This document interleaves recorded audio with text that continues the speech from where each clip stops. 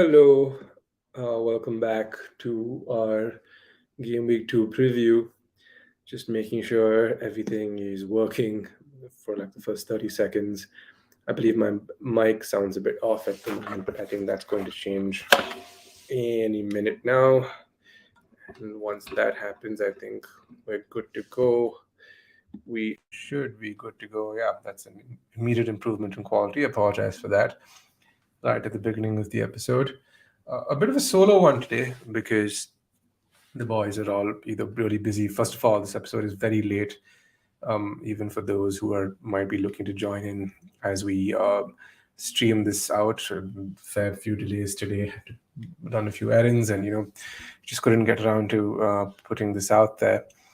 But in the meantime, what I'm going to do, I've kind of want to address the topic that's in the thumbnail, which is what is going on at Chelsea.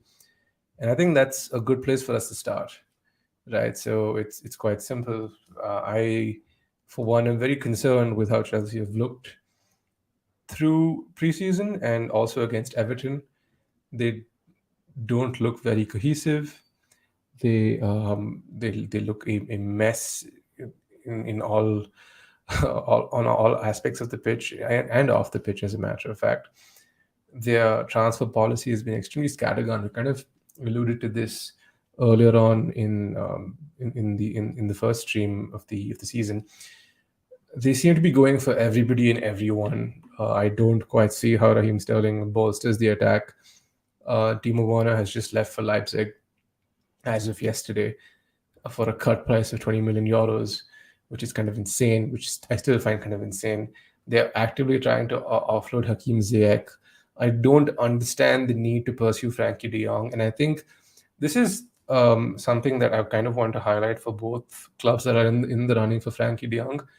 Both clubs have got an indication from the player that there is very little interest in him joining either of those clubs. Even though the preference is that Frankie de Jong might want to move to London as opposed to Manchester. So he's not moving either for anyone. He's not moving purely because he loves or he wants to be a part of either project. I believe Frankie de Jong's play is still to grind his heels and stick it out at Barcelona because he is owed a massive sum in different wages, right? So I don't, even if he did end up moving to Barcelona, I don't quite know what the point of adding another midfielder to an already overloaded set of midfielders would do for Chelsea. Yes, it definitely gives them something, but I think the more pressing concern is up front. They're in desperate need of an attacker. And I wouldn't be surprised if they eventually just bit the bullet and went for the likes of an Ivan Toney, or I believe they're linked to Aubameyang. So Aubameyang is someone they're actively trying to pursue, and it would benefit Barcelona in terms of balancing their books. Lewandowski has made it to Barcelona, and I think Aubameyang, who just got a new number, might be deemed surplus requirements, and he might just end up being bumped off the playing roster just after 6 months at the club, which is kind of nuts, right? But I kind of want to keep this episode short and to the point. We've addressed a lot of these issues, especially the Barcelona issues in the previous stream, which is also playing as a podcast. So once again, if you are listening to this and you want to take part in a more interactive episode, we do this live every Monday and Thursday, anywhere between 9:45 to 11:30 p.m. Indian Standard Time, which equates to about 12 to 12:30 p.m. Eastern Time, or up to about 2:33 p.m. Eastern Time is kind of what we're aiming at. So those are out, and for those listening, and for those of you who are on stream, or those of you who find the stream a little later on, we do this every couple of days a week, and of course, this episode will also exist as a podcast soon after the episode is done recording. So very quickly, I kind of want to jump into this week's fixtures and kind of run through like a prediction as to what to expect from the games this week. Like I mentioned at the start of the episode, a bit of a solo one. Akshay is traveling. Sid has guests over, so he's difficult. And Tushar, I think, is just still working, so it's a bit of a late one for everybody. But let's kickstart off this episode by just talking about the opening fixture of the game week, which is Aston Villa versus Everton. Um, it's almost like the first El Sacico is looming, and we've barely kicked a ball this season. Both Gerrard and Lampard have had horrible records. I think Gerrard has probably the worst record. He has a record identical to Gary Neville's at Valencia. His fallout with Tyrone Mings has kind of put the fans against him, against Gerrard. I mean, Tyrone Mings is a fan favorite, and the way he's being treated is not exactly hasn't exactly gone down well with the Villa faithful. Now, judging purely by this game alone, I expect I think Villa have a more well-rounded team. I know I said this against Bournemouth, and they kind of ultimately got sucker punched by Bournemouth with two extremely well-taken goals. But I don't think that'll be the case against Everton. I think back home at Villa Park with the crowd behind them, I expect them to get a result. I do expect Everton to score, so I'm going with the 2-1 for this game. So 2-1 in favor of Aston Villa, and I believe Lampard is in serious, serious trouble. I think Amadou Onana makes his debut this weekend. Um, it could be interesting to see if he ends up being a wild card in this fixture, but judging purely by what Everton look like and the over reliance on a set of players who haven't really produced the goods elsewhere, coupled with the fact that Dominic Calvert-Lewin is out for the next few months, doesn't exactly bode well for Everton Football Club at this point. So moving on to the next fixture, I'm looking at Arsenal and Leicester. Now Leicester look all out of sorts. They still haven't made a signing. Yuri Tillemans is desperately being convinced to stay, but and I'm generally surprised that no club has gone in and put in an offer of 20 to 25 million what he's worth. Yeah, I think he looked pretty good against Brentford. They desperately need to buff up that squad, especially up front. Ricardo Pereira is out for 4 or 5 months, I think, with an ankle injury. So they need cover, and they need, in my opinion, a goalkeeper with the departure of Kasper Schmeichel. So Leicester do need to get business done, while Arsenal look like they're flying. And I believe the good form Arsenal have carried into their season, especially from preseason, is going to play a major factor in this game, because the mood around Arsenal Football Club at this point is a positive one. People are excited. They're, for the first time in a very long time, people aren't concerned. The fans are behind the team. They're excited about why the project is going. So it is a good time to be an Arsenal fan, and especially a home game against Leicester, who they usually have a good record at home against. I expect them to come away with all 3 points. I sense a 2-0 win to the Arsenal. Gabriel Jesus getting on the score sheet in front of the home fans for the first time. I think Martinelli gets the second. Brighton Newcastle. Now, Newcastle have the highest XG in terms of goals for in the Premier League, and the lowest XG in terms of goals conceded. So they don't offer a lot of chances. Sven Botman is kind of making his way into that squad. Fabian Schär and Dan Burn have become mainstays. Kieran Trippier is looking good. Bruno Guimaraes is surprised no the club snapped up for him. They do look a little wonky up front, but I believe that too will soon be sorted out given the vast amount of funds that they have at their disposal. Brighton at home in front of their fans. I know home advantage plays a big factor, but I think Newcastle have enough in the tank to squeak past them. Callum Wilson definitely I see getting on the score sheet once more, and I see them coming away with a 2-1 win against the Seasiders. So, in terms of the next game, which every FPL manager is targeting this week, game week, is Man City versus Bournemouth. Now, this is the first time City fans see Erling Haaland in action, and Bournemouth haven't really added well to their ranks. I don't particularly see them coming out of this game with anything else. It's going to be a bit of a hard-fought battle. So, especially if I see Bournemouth getting absolutely rinsed to pieces in this game. and Man City coming away with a 4-0 resounding victory with, I'd say, 2 goals from Haaland before Pep takes him off and pisses him off some more.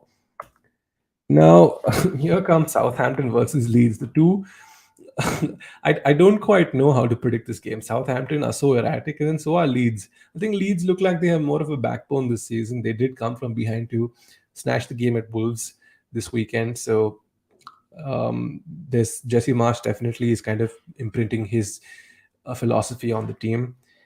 But you again, I have no idea what team Ralph Hasenhüttl is going to put out. Are they going to be the Southampton that completely loses their minds and concedes four like they did against Spurs last weekend, or are they the Southampton that presses the team to death and plays some fantastic football? I think the only right answer to this game is a 2-2 prediction. A Desmond is what I predict to be the end result of this game. It's only right, guys, don't you think? Now, with regards to Wolves versus Fulham, once again, in my opinion, a slightly tricky fixture. You don't quite know what version of Wolves are going to turn up. And what version of Fulham is going to turn up, because Fulham were great, like for all against Liverpool, and everyone can say Liverpool had a bit of an off game on the opening day of the Prem. I would say Fulham were above and beyond much the better team, and I think they look like a team that's here to stay. So full Wolves are nasty when it comes to home form. They concede very little. I don't see them opening up, but I also see Mitrovic bullying the likes of Roman Sayas, and I think Max Gilman is also there, with Connor Cody departing to Everton just this past week.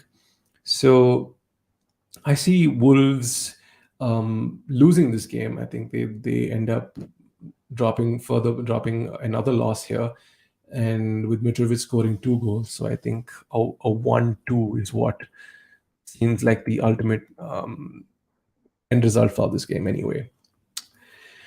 Do I have to talk about this game? Brentford versus Man United. I mean, can we not talk about United? I feel like we've spoken about United a bit much over the last week, and nothing really has changed. Okay, fine. One thing has changed.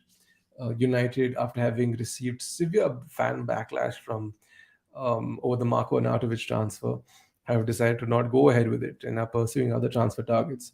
I think Cody Gakpo is from PSV's who they're targeting, and they're chasing Adrian Rabiot, whose mother is asking for £200,000 a week.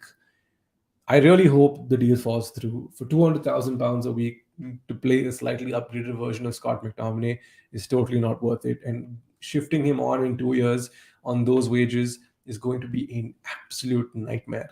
So I would much rather United go look at other aspects. Like Yuri Tillemans is there, Ruben Neves is there. Just approach the Premier League clubs and figure out a deal. Like, you don't need to sit and worry about Veronique Rabiot and her nonsense.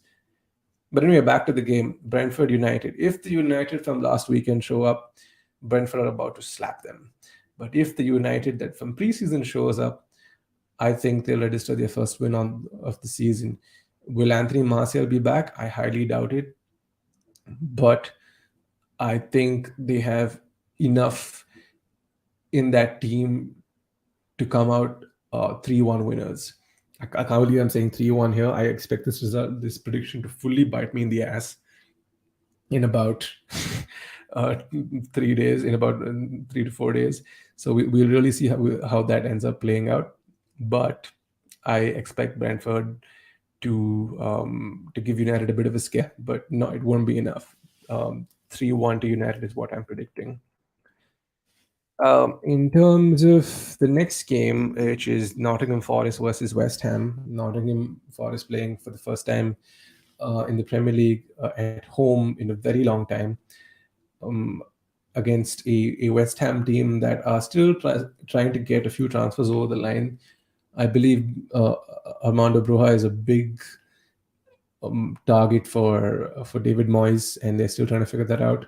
Skamaka hasn't really hit the ground running, and I think West Ham, for the most part, They were missing four centre backs in the previous match. Issa Diop has kind of moved to Fulham as well, so they look a little short at the back, and Nottingham might give them some trouble. This is kind of weird. It's going to be like a West Ham Lingard. It's going to be a Lingard derby because Lingard kind of has played West Ham like a fiddle for the most part, and ultimately ended up picking Nottingham Forest. So I assume there's going to be some bad blood between the two clubs when they meet this weekend. But I believe West Ham are just a lot more well equipped to handle the threat. I think Jared Bowen hasn't gotten going yet. Should go to the World Cup, in my opinion. I think he's had a terrific season in the last year. So let's see what ends up happening. And I think West Ham ultimately end up coming out of this game 2-0 winners. I don't see Forest scoring, and I could be completely wrong, but at this moment in time, I don't see them scoring.